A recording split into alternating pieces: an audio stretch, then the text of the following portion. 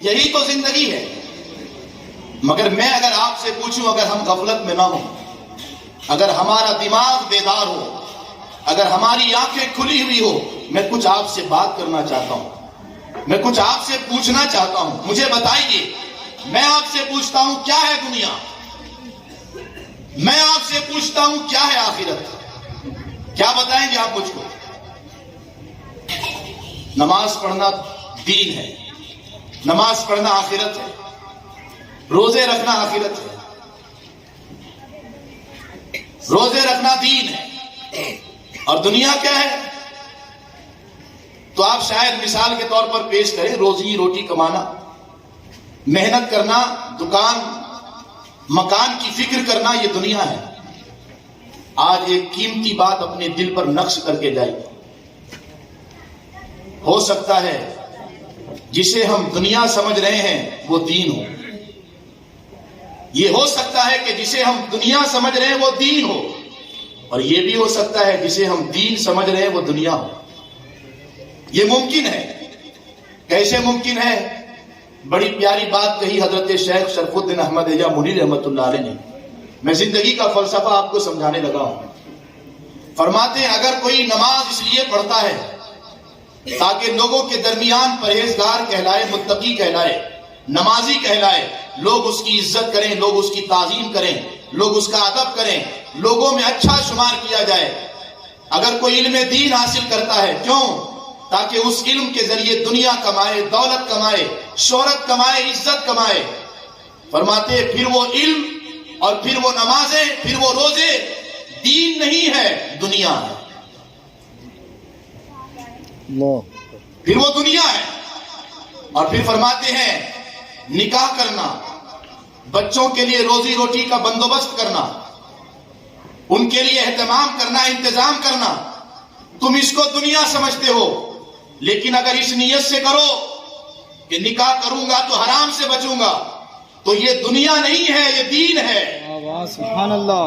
اگر تم اپنی اولاد کے لیے حلال لقمے کے لیے پسینے بہاتے ہو، دوڑتے ہو، یہ دنیا نہیں ہے، یہ دین ہے۔ معاملہ صرف نیت کا ہے، اور قیامت کے دن انسان نیتوں کے مطابق اٹھایا جائے گا۔ جس کی جیسی نیت ہوگی اس کا ویسا انعام ہوگا، اس کا ویسا صلہ ہوگا۔ اس تناظر میں اگر دیکھا جائے تو پھر غفلت کی کوئی حد نہیں ہے۔ اچھے اچھے غفلت میں ہیں، اچھے اچھے مدہوشی کی زندگی گزار رہے ہیں۔ آپ سوچیں تھوڑی دیر کے لیے، نیت کا معاملہ کتنا باریک ہے، نیت کا معاملہ کتنا عجیب ہے کہ انسان جس کو دین سمجھ کے کر رہا ہے وہ دین اس کے لیے دنیا بن سکتی ہے، اور جس کو وہ دنیا سمجھ رہا ہے اس کے لیے وہ چیز دین بن سکتی ہے۔ ہم اپنے اعمال کا محاسبہ کریں، اپنی نمازوں کا محاسبہ کریں، اپنے روزوں کا محاسبہ کریں۔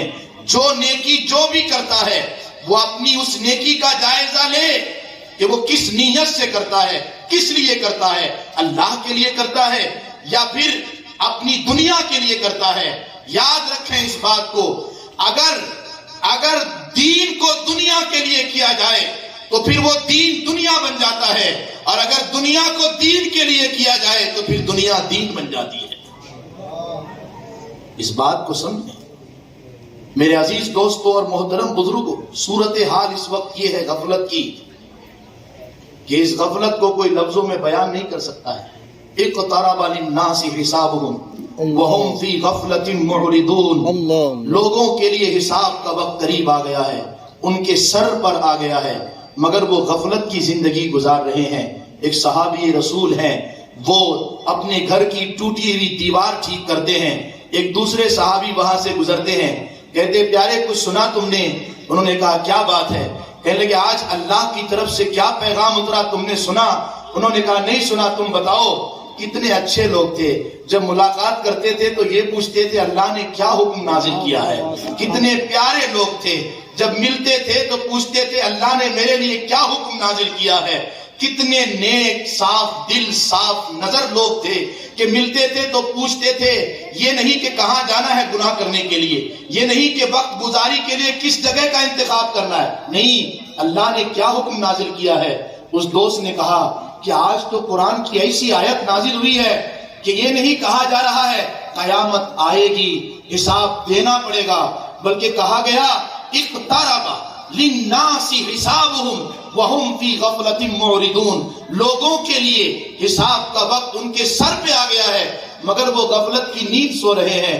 اس صحابی رسول نے ٹوٹی ہوئی دیوار کو اسی حالت پہ چھوڑ دیا، جنگلوں کی طرف نکل گئے یہ کہتے ہوئے اے اللہ مجھے معاف کر دے، اے اللہ مجھے بخش دے، اے اللہ مجھ پر رحم کر دے۔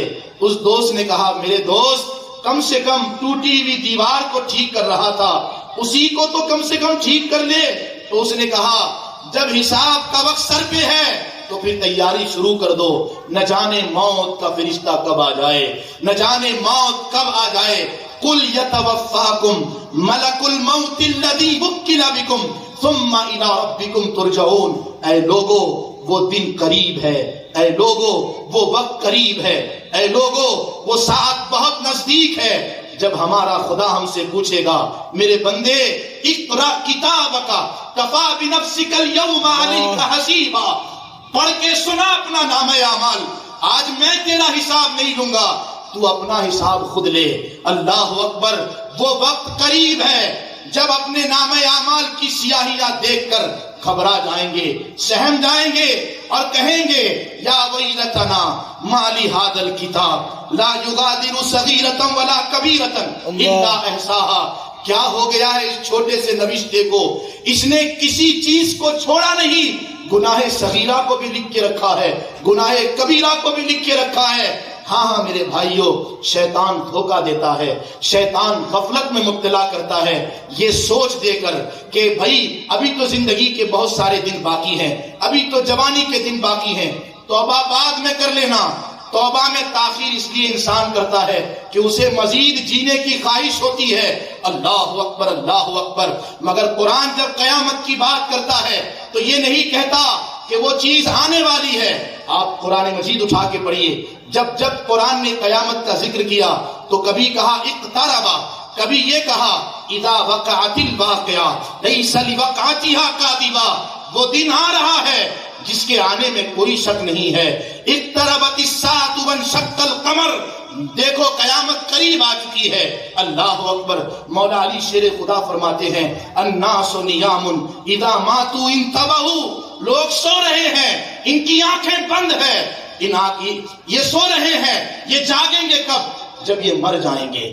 اللہ اکبر۔ لیکن اس وقت کا جاگنا کوئی فائدہ مند نہیں، بندہ قیامت میں جب حاضر ہوگا جن تمناؤں کا ذکر اللہ نے قرآن میں کیا ہے ان میں سے ایک تمنا یہ بھی ہے کہ انسان قیامت میں جب اللہ کی بارگاہ میں جائے گا، اللہ کی بارگاہ میں حساب دینے کے لیے کھڑا ہوگا تو اس وقت اللہ پوچھے گا کم لبثت فی الارض، کتنے دن رہ کے آئے؟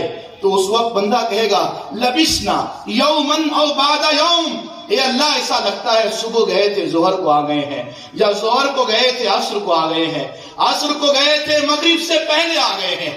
بڑی مختصر ہے یہ زندگی، بہت مختصر ہے یہ ایام، بہت کم ہے یہ زندگی جس کو ہم نے بہت کچھ سمجھ کے رکھا ہے۔ کیا ہے صاحب، اگر آپ راتوں کا حساب کریں تو ہر دن جس کو ہم مکمل طور پر جوڑتے ہیں 8-9 گھنٹے تو رات میں سونے میں گزر جاتے ہیں، ناشتے میں، کھانے میں، پینے میں، دوستوں کے یہاں جانے میں، شادی کی تقریبات میں، یہاں وہاں گھومنے پھرنے میں، روزی کی تلاش میں۔ کتنا وقت ہم ایک دن میں اللہ کے لیے نکالتے ہیں۔ ایک بزرگ کو خیال آیا تھا، صرف اتنا خیال کہ میری عمر 60 سال ہو گئی ہے، اگر میں نے ہر دن ایک گناہ بھی کیا ہے تو میرے گناہ کتنے ہو گئے؟ بس اتنا خیال آیا تھا، بے ہوش ہو کر زمین پہ گر گئے، روح قبض ہو گئی۔ اللہ اکبر۔ اپنے اندر وہ احساس پیدا کریں زندگی بڑی مختصر ہے، اتنی مختصر کہ اتنا کچھ جو ہمیں نظر آتا ہے جب اس کا ذکر اللہ نے قرآن میں کیا تو فرمایا قل متاع الدنیا قلیل، محبوب فرما دو دنیا کا سامان بہت تھوڑا ہے۔ اور جس نبی کا ہم نے کلمہ پڑھا اس نبی نے تو بار بار سمجھایا اے لوگو عشق دنیا کا انکا غریب، ایک مسافر کی طرح زندگی گزارنا، جیسے ایک مسافر کہیں سایہ دار درخت دیکھتا ہے، آرام کرنے کے لیے سائے میں کچھ دیر بیٹھ جاتا ہے پھر وہاں سے چلے جاتا ہے، ایسے ہی گزارنا۔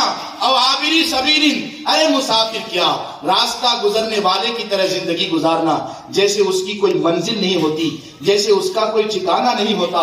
اگر ایک بات آپ اپنے دل میں رکھ سکتے ہیں تو رکھ لیجئے، یہ بات بھی میرے آقا شیخ شرف الدین احمد یحییٰ منیر رحمۃ اللہ علیہ نے اپنی کتاب میں لکھی.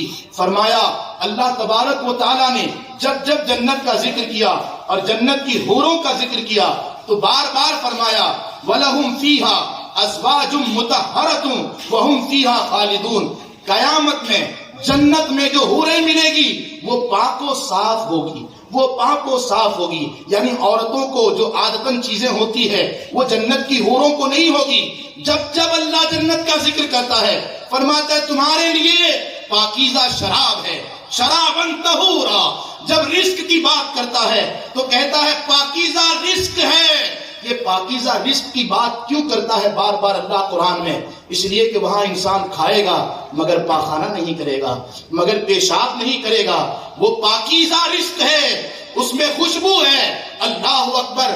حضرت شیخ شرف الدین احمد یحییٰ منیری فرماتے ہیں حضرت آدم علیہ السلام کو زمین پر بھیجا گیا. کیوں؟ فرماتے ہیں ایک وجہ بیان کرتے ہیں کہ جب آپ نے اس درخت سے کچھ کھایا، توجہ ہے آپ، جب اس درخت سے آپ نے کچھ کھایا جس درخت سے اللہ نے منع کیا تھا تو آپ کو کچھ ضرورت محسوس ہوئی، اور اس درخت سے کھانے کے بعد ہی اللہ نے فرمایا آدم زمین پہ اترو، اس لیے کہ آپ نے ہمارے حکم کو نہیں مانا. اب آپ زمین پہ اترو. حضرت شیخ شرف الدین احمد یحییٰ منیری فرماتے ہیں ضرورت پوری کرنے کے لیے اللہ نے جنت سے اتارا. یہ نہیں فرمایا کہ اگر تمہیں ضرورت محسوس ہو رہی ہے کھانے کے بعد تو وہ ضرورت جنت میں پوری کر لو. نہیں، زمین پر اترو، دنیا میں جاؤ. اب دیکھیے ایک صوفی، یہ وہ صوفی ہے جن کو میرے مصطفیٰ نے 40 سال عالم غیب میں پڑھایا ہے. عالم غیب میں وہی یہ بات کہہ سکتے ہیں. فرماتے ہیں غافل، یہ دنیا بیت الخلا ہے. اللہ اکبر. بیت الخلا سمجھے؟ جہاں ہم اپنی ضرورت پوری کرنے جاتے ہیں. فرمایا حضرت آدم کو دنیا میں اتارنے کی ایک حکمت یہ بھی تھی کہ درخت سے کھایا، ضرورت محسوس ہوئی، فرمایا آدم یہ پاکیزہ جگہ ہے، زمین پر اترو. تو شیخ فرماتے ہیں نادانو سمجھو اس بات کو، یہ دنیا تو بیت الخلا ہے. پھر آگے فرماتے ہیں دنیا میں ایسے ہی رہنا جیسے بیت الخلا میں رہتے ہیں. کیا مطلب؟ فرماتے جب بیت الخلا جاتے ہو تو ضرورت پوری کر کے فوراً بھاگتے ہو. ایسے دنیا میں آئے ہو بس ضرورت کی چیزیں لے کے جلدی دوڑو اللہ کی طرف. یہاں دل نہیں لگانا ہے جیسے تم بیت الخلا میں دل نہیں لگاتے ہو. یہاں جی نہیں لگانا جیسے بیت الخلا میں جی نہیں لگاتے ہو. اور فرماتے ہیں بیت الخلا میں جاتے ہو تو رغبت اور شوق سے نہیں جاتے ہو، چاہت سے اور شوق سے وہاں نہیں رہتے ہو. ایسے ہی دنیا میں شوق اور چاہت سے نہ رہنا، ضرورت پوری ہوئی جلدی نکلو. ایسے دنیا میں آئے ہو جو اللہ نے حق رکھا ہے، اپنا حق، اپنے بندوں کا حق جلدی جلدی ادا کرو، نکلو جلدی دنیا سے. ابھی قبر میں جاؤ گے، ابھی خدا پوچھنے والا. پھر فرماتے ہیں بیت الخلا میں کوئی خوشی سے نہیں رہتا. فرماتے اسی لیے میرے مصطفیٰ نے فرمایا دنیا مومن کے لیے قید خانہ ہے. قید خانے میں کوئی چین سکون اور خوشی سے نہیں رہتا. بیت الخلا میں دنیا والوں نے دل لگا لیا. کیا ہماری نظر میں وہ شخص بے وقوف نہیں ہے جو بیت الخلا میں کافی دیر تک رہے؟ اسے لوگ عجیب نظر سے دیکھتے ہیں. ارے اسے عجیب نظر سے نہ دیکھو، اپنے آپ کو دیکھو کہ بیت الخلا میں ہم نے بھی تو دل لگا لیا ہے. اللہ، کوئی تو بات تھی. امام غزالی پھٹے پرانے کپڑے میں کعبے کے پاس بیٹھے ہوئے تھے. کسی نے کہا غزالی بادشاہ بھی تیرا مرید ہے، اس پھٹے پرانے کپڑے میں کیوں؟ کہنے لگے غزالی کو کیوں دیکھتے ہو، غزالی کے آقا کو دیکھو. غزالی نے جس نبی کا کلمہ پڑھا اس نبی کو دیکھو. میرے مصطفیٰ کو اختیار تھا کہ احد کے پہاڑ کو سونا بنانے کا اختیار، کہتے تو ساتھ میں سونا بن کر چلتا، مگر کوئی تو بات تھی کہ کھجور کی چٹائی پہ زندگی گزار دی. 40 دن تک چولہا نہیں جلتا تھا، زندگی گزار دی۔ کبھی آپ نے اس بات پہ غور کیا کہ حضور نے فقیری کو کیوں پسند کیا؟ جس دولت کی وجہ سے انسان فرعون بن جاتا ہے، اسی دولت کے لیے انسان مر رہا ہے۔ سوچے کبھی اس بات کی، حضور نے غریبی کو کیوں پسند کیا؟ ایسی پسند کہ جب نماز کے بعد دعا کرتے تھے تو کہتے تھے اللہم احیینی مع المساکین و امتنی مع المساکین، اے اللہ غریبوں کے ساتھ مجھے دنیا میں رکھ اور غریبوں کے ساتھ قیامت میں اٹھانا۔ اور فرمایا انا اول من يدخل الجنہ ومعی فقراء امتی، کل جنت میں سب سے پہلے داخل ہوں گا، اور جیسے ہی میں داخل ہوں گا دائیں اور بائیں سے میرے غریب امتی بھی داخل ہو جائیں گے، اس لیے کہ غریب کا حساب بہت جلدی ہو جائے گا، غریب جلدی چھٹی پا جائے گا۔ دولت بری چیز نہیں ہے، اس کو یاد رکھیں، اچھا گھر بری چیز نہیں ہے، دنیا کی کوئی چیز بری نہیں ہے اگر وہ خدا سے دور نہ کرے، اور بیوی دشمن ہے اگر وہ خدا سے دور کر دے، اولاد دشمن ہے اگر خدا سے دور کر دے۔ وہ گھر جس کے گھر میں اے سی ہو اور اس کی ٹھنڈک کی وجہ سے اسے گہری نیند آئے اور فجر کی نماز کو نہ پہنچے، وہ بظاہر اے سی میں سو رہا ہے ٹھنڈی ہوائیں لے کر، ورنہ حقیقت میں وہ جہنم میں سو رہا ہے، اللہ، اس لیے کہ عنقریب اس کے بدلے وہ جہنم پہنچنے والا ہے۔ زندگی غفلت میں نہ گزاریں۔ حیرت کی بات یہ ہے کہ انسان سر کے بال سے لے کر پاؤں کے ناخن تک گناہوں میں ڈوبا ہوا ہے، اور اس کے لبوں سے ہنسی غائب نہیں ہو رہی، دندناتا پھر رہا ہے انسان۔ وہ صحابہ جن کو قرآن نے اولئک ھم الصادقون کہا، اللہ، شروع سے آخر تک بولیے سبحان اللہ۔ صحابہ کی بات آئی ہے، صحابہ کی، سبحان اللہ، سبحان اللہ، اصحابک النجوم بأیہم اقتدیتم اہتدیتم، میرے تمام صحابہ ستارے ہیں، اسٹارز ہیں، جن کی بھی پیروی کرو گے منزل تک پہنچ جاؤ گے۔ سبحان اللہ، سبحان اللہ۔ میں یہ بات اس لیے کہہ رہا ہوں کہ جہاں عمل کی اصلاح کی ضرورت ہے وہاں عقیدے اور نظریے کی اصلاح کی بھی ضرورت ہے۔ بے شک۔ ہم زندگی بھر نمازیں پڑھتے رہیں اور دل میں کسی صحابی کی دشمنی ہو، نمازیں بیکار ہیں۔ زندگی بھر سر سجدے میں رہے، مصطفیٰ کے کسی ایک صحابی سے نفرت ہو، سارے سجدے بیکار ہیں۔ یہ میں نہیں کہہ رہا ہوں، میرے مصطفیٰ خود کہہ رہے ہیں، جس نے میرے صحابہ سے محبت کی اس نے مجھ سے محبت کی، جس نے میرے صحابہ سے بغض رکھا اس نے مجھ سے بغض رکھا، جس نے میرے صحابہ کو اذیت دی اس نے مجھے اذیت دی۔ لوگ صحابہ کے معاملے میں بھی اب آگے پیچھے ہونے لگے۔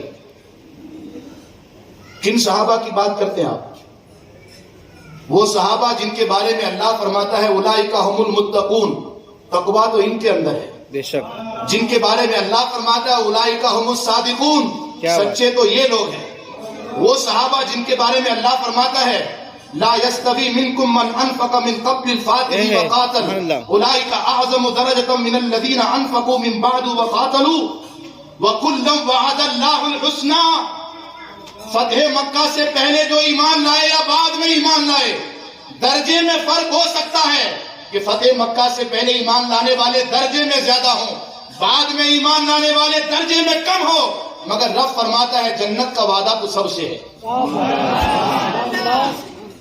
آپ سمجھے میں کس طرف اشارہ کر رہا ہوں؟ حضرت امیر معاویہ کی بات آتی ہے لوگ دل چھوٹے کر لیتے ہیں، حضرت امیر معاویہ کی بات آتی ہے لوگ آگے پیچھے ہوتے ہیں۔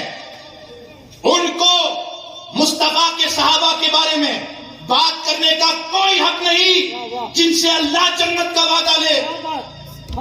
لوگ یہ کہتے ہیں کہ ان کے باپ نے ایسا کیا، ان کے خاندان والوں نے ایسا کیا، انہوں نے اپنے بیٹے کو ایسا کیا ویسا کیا، خلافت دے دی۔ میں ایک بات آپ سے پوچھتا ہوں، احد کی جنگ میں، اور بالکل قرآن کی روشنی میں کہہ رہا ہوں، کسی بابا اور کسی تابا کے قول کی روشنی میں نہیں، اور کسی اس بابا کی بات کو ہم کیوں مانیں جو بابا ایک بھابے کی طرح ہے؟ چھوڑیں ان کو۔ جنگ احد کے موقع پر میرے مصطفیٰ نے فرمایا تھا اے صحابہ اس جگہ کو نہ چھوڑنا، مگر صحابہ نے چھوڑ دیا تھا۔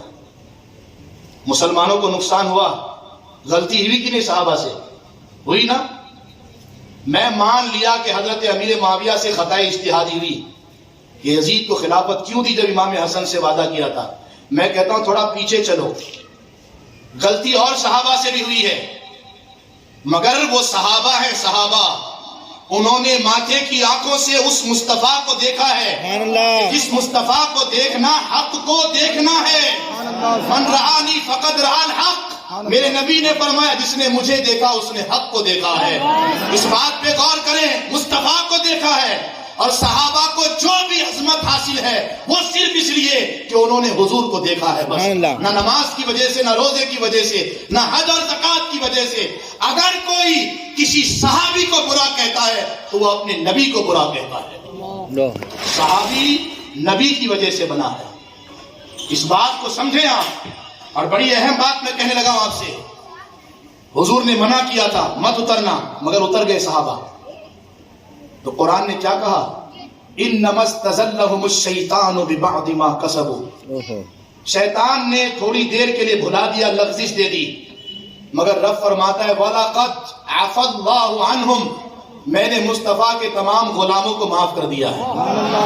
ارے جنہوں نے اس جگہ کو چھوڑا تھا جہاں سے مصطفیٰ نے منع کیا تھا، پھر یہی صحابہ تو تھے کہ جب میرے مصطفیٰ نے کہا کہ دیکھو کافر پھر سے تیار ہیں تم چلو گے، تو صحابہ زخمی حالت میں تھے، کسی کے ہاتھ سے خون بہ رہا تھا، کسی کی پیٹھ سے۔ تو قرآن کہتا ہے ان اللہ لا یضیع اجر المحسنین، اللہ ان ایمان والوں کا اجر ضائع نہیں کرے گا۔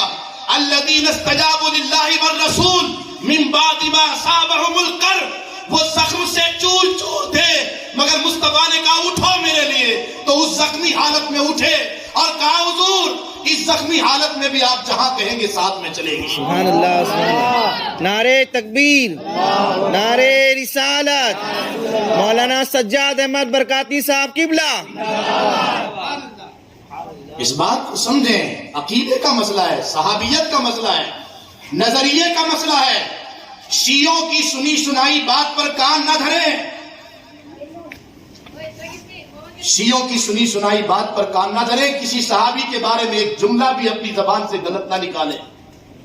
حضرت عبداللہ ابن مبارک سے پوچھا گیا کہ عبداللہ ابن مبارک اس عالم کا نام ہے کہ اعلیٰ حضرت نے فرمایا جس محفل میں عبداللہ ابن مبارک کا نام لیا جائے اس محفل میں اللہ کی رحمت برستی ہے۔ سبحان اللہ،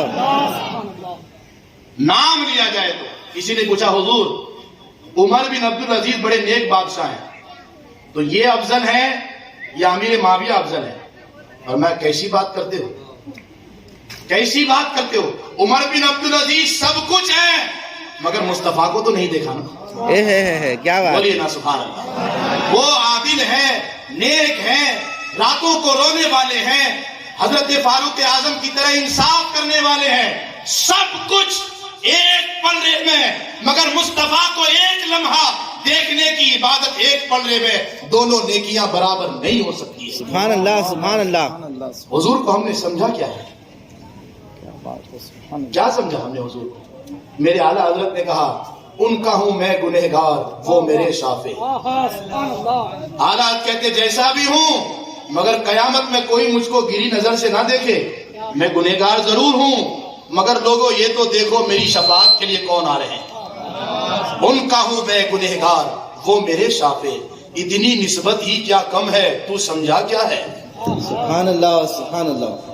میرے بھائیو، میں بس ضمنی طور پر یہ بات میں نے کہی، ورنہ میرا یہ عنوان نہیں تھا، ورنہ صحابہ کے بارے میں آپ کو چیلنج کے ساتھ کہتا ہوں، پورے بھیونڈی میں اگر کوئی مصطفیٰ کے صحابہ پر انگلی اٹھائے گا یا بات چیت کرنے کے لیے ٹیبل ٹاک کے لیے تیار ہو جائے کہ ہاں بھائی سنجیدگی کے ساتھ حق کو سمجھنے کے لیے آپس میں بیٹھ کر بات چیت کریں گے، میں اپنے کم علم ہونے کے باوجود میں پورے یقین اور وثوق کے ساتھ کہتا ہوں، اللہ کی قسم قرآن مجید کی روشنی میں صحابہ کا حق ہونا، صحابہ کا عادل ہونا، صحابہ کا جنتی ہونا ثابت کر دکھاؤں گا۔ اللہ، اور جو سبحان مصطفیٰ اللہ۔ کے خلاف بک بک کریں گے ان کا جہنمی ہونا قرآن سے ثابت ہے۔ نعرے تکبیر، نعرے رسالت، علماء اہل سنت، ختم نبوت۔ کیا بات کرتے ہیں آپ؟ صحابہ جن کے رکوع کا ذکر اللہ کرتا ہے، تراہم رکعا سجدین یبتغون فضلا من ربہم ورضوانا، وہ راتوں کو اٹھ کر بستر سے تہجد کی نماز پڑھے تو اس کو بھی اللہ ذکر کرے، وبالاسحار هم یستغفرون تتجافى جنوبهم عن المضاجع يدعون ربهم خوفا وطمعا ومما رزقناهم ينفقون۔ کس صحابہ کی بات کرتے ہو؟ وہ صحابہ کہ اگر کوئی غریب صحابی ایک مٹھی کھجور لا کر حضور کی خدمت میں رکھ دے تو اللہ اس کا بھی ذکر کرتا ہے، لقد تاب اللہ علی النبی والمہاجرین والانصار والذین اتبعوه فی ساعة العسرة من بعد ما کاد یزیغ قلوب فریق منهم ثم تاب علیہم انہ بہم رؤوف رحیم۔ ان صحابہ کی بات کرتے ہو جن کا ذکر اللہ قرآن میں اس طرح سے کرتا ہے کہ وہ جن گھوڑوں پہ سوار ہو کر وہ حضور کے لیے میدان میں جاتے ہیں، ان گھوڑوں کی ٹاپوں سے جو دھول نکلتی ہے اللہ ان دھولوں کی قسم کھا کے کہتا ہے، والعادیات ضبحا فالمورجات قدحا فالمالکات صبحا فوسطن به جمعا۔ جن گھوڑوں کی ٹاپوں کا ذکر اللہ قرآن میں کرے تم ان صحابہ کی عظمتوں کا اندازہ نہیں۔ نعرے تکبیر، نعرے رسالت، عظمت صحابہ، عظمت صحابہ، عظمت صحابہ، مولانا سجاد احمد برکاتی صاحب قبلہ۔ صحابہ تو اس امت کے ستارے ہیں، بے شک، بے شک، صحابہ اس امت کے لیے امن ہے، بے شک، صحابہ اس امت کی امام ہے، صحابہ اس امت کی جان ہے، روح ہے، اصل ہیرو ہیں۔ سے اکھاڑ دیا، بے شک، ضرور بیان کرو کہ مولا علی نے مرحب کو پچھاڑ دیا تھا، ضرور بیان کرو کہ عمرو اپنے خود کو جنگ خندق کے موقع پر مولا علی نے ایک بار میں کام تمام کر دیا تھا، مگر یہ بھی بیان کرو کہ حضرت خالد بن ولید نے جنگ موتا میں 8 باریں توڑ دی تھی، یہ بھی بیان کرو کہ جنگ یرموک کے موقع پر 4 مہینے تک صحابہ نے بھوکے پیاسے جنگ لڑی ہے، سب بیان کرو۔ یہ بھی بیان کرو کہ مولا علی نے حضور کے لیے سب کچھ لٹا دیا، مگر یہ بھی بیان کرو کہ جنگ تبوک کے موقع پر 7 صحابہ مل کر کھجور کی ایک گٹھلی چوس چوس کر حضور سے کہتے تھے، حضور آگے بڑھیے، ہم آپ کا ساتھ نہیں چھوڑیں گے، سبحان اللہ، سبحان اللہ۔ سب کو لے کے چلو۔ اس میرے نبی نے کیا فرمایا؟ صحابہ ستارے ہیں اور اہل بیت کشتی ہیں۔ کیا بات، کشتی چلتی ہے ستاروں کو دیکھ کر، کشتی چلتی ہے ستاروں کو دیکھ کر، مگر سمندر کے پار جانا ہے تو کشتی بھی چاہیے، ستارے بھی چاہیے۔ بے شک، میرے نبی نے صحابہ کو ستارہ کہا کہ اسے بھی دیکھتے رہو، اہل بیت کو کشتی کہا کہ اس پر سوار ہو جاؤ۔ جب اہل بیت سے محبت ہو گئی اور صحابہ کا دامن بھی ہاتھ میں آ گیا تو اب آپ سچے ستھرے پکے مسلمان ہو گئے اور آپ اس لائق ہو گئے کہ آپ یہ کہہ سکیں اہل سنت کا ہے بیڑا پار، اصحاب حضور نجم ہے اور ناؤ ہے عطرت رسول اللہ۔ سبحان اللہ، سبحان اللہ، سبحان اللہ۔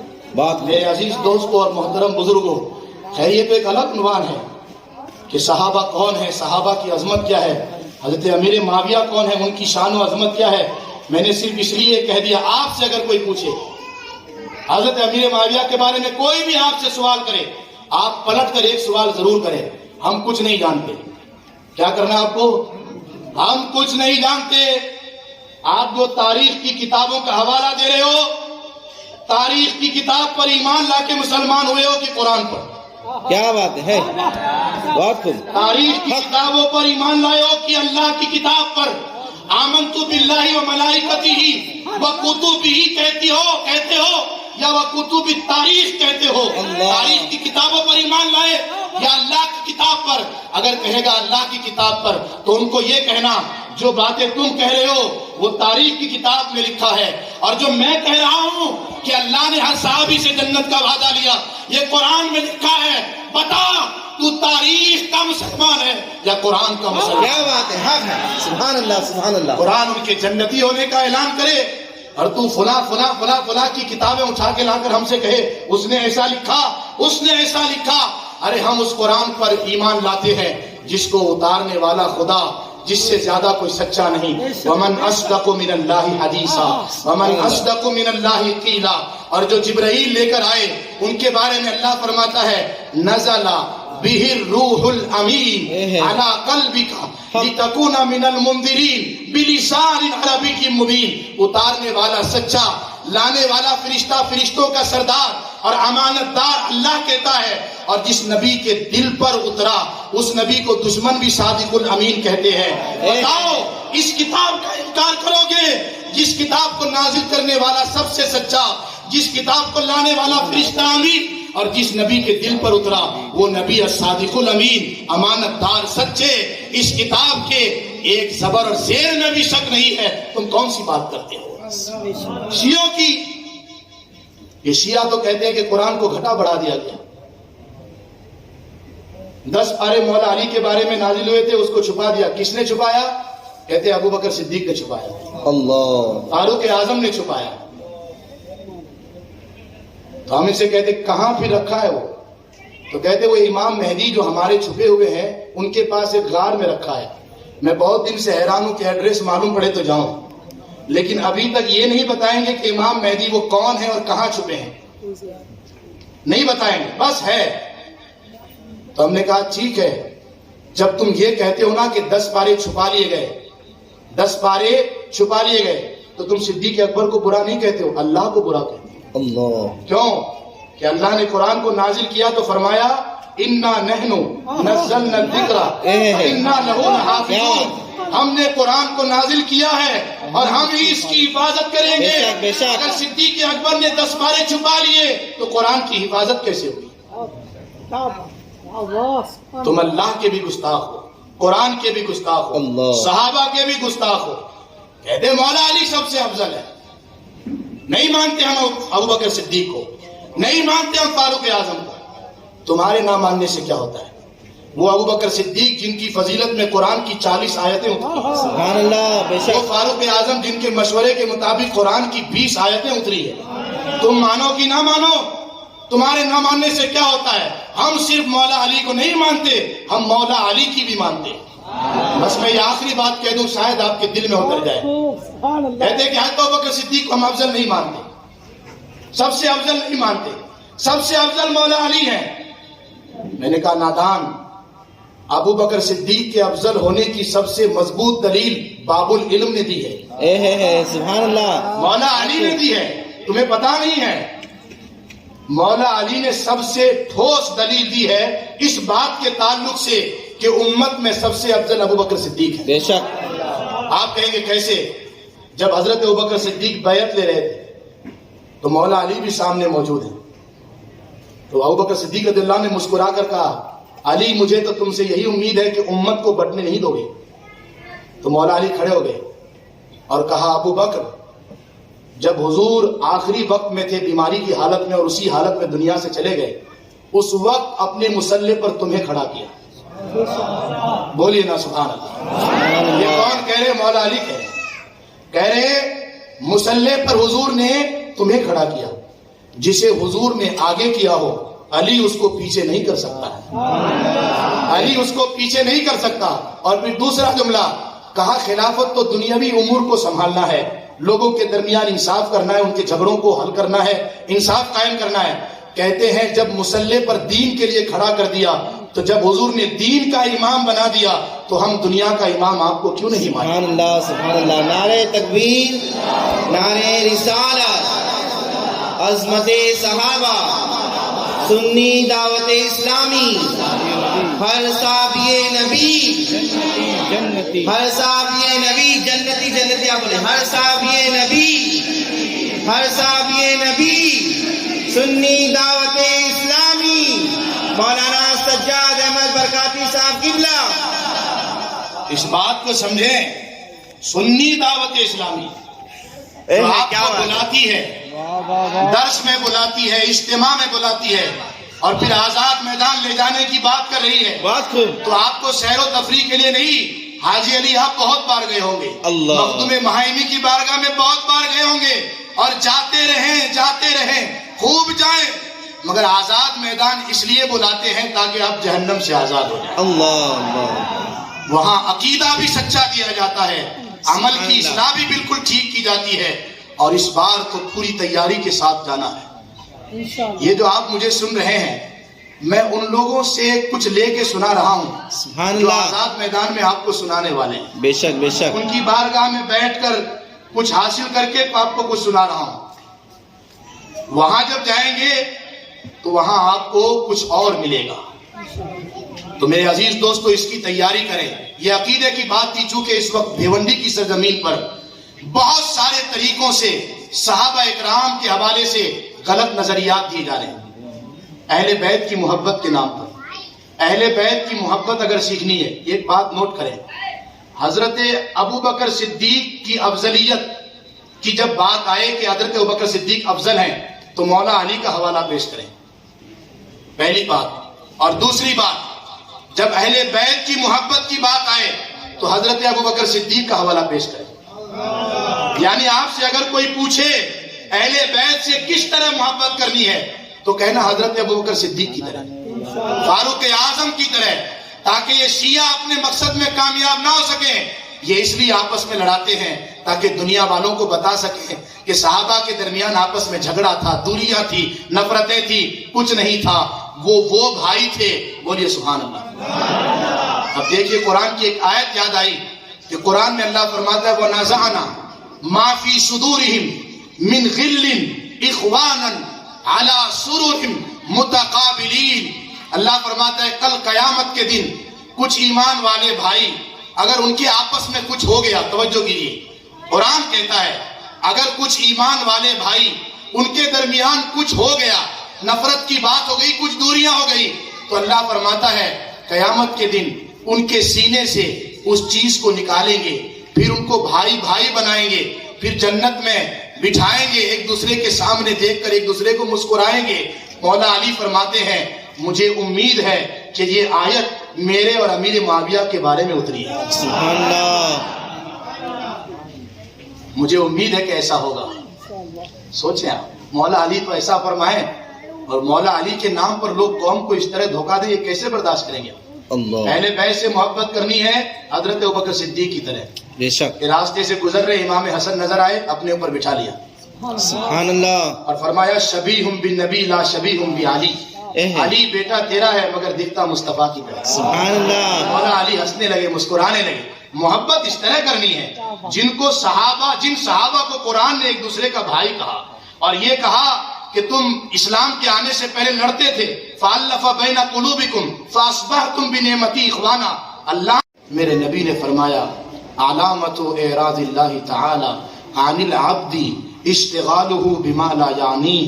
جب بندہ اس کام میں مشغول ہو جائے جس کے لیے وہ پیدا نہیں ہوا ہے, تو اسے سمجھ جانا چاہیے کہ اللہ اس سے بہت ناراض ہو گیا ہے. اللہ اللہ. ہم بڑے پرفتن دور میں گزر رہے ہیں. آج سے 700 سال پہلے شیخ شرف الدین احمد رضا مریری نے یہ بات کہی تھی کہ حضور نے جو فرمایا تھا کہ میری امت پر وہ وقت آئے گا کہ پوری مسجد نمازیوں سے بھری ہوگی مگر اس میں ایک بھی ایمان والا نہیں ہوگا. تو فرماتے ہیں آج سے 700 سال پہلے کے بزرگ فرماتے ہیں وہ دور آئے گا نہیں, وہ دور آ گیا ہے. 700 سال پہلے. اب کیا حالت ہوگی؟ اور میں جب راستے سے گزرتا ہوں تو احساس ہوتا ہے کہ نوجوانوں کو اتنا بھی علم نہیں کہ کیا بولیں گے تو ایمان رہ جائے گا اور کیا بولیں گے تو ایمان باقی رہے گا.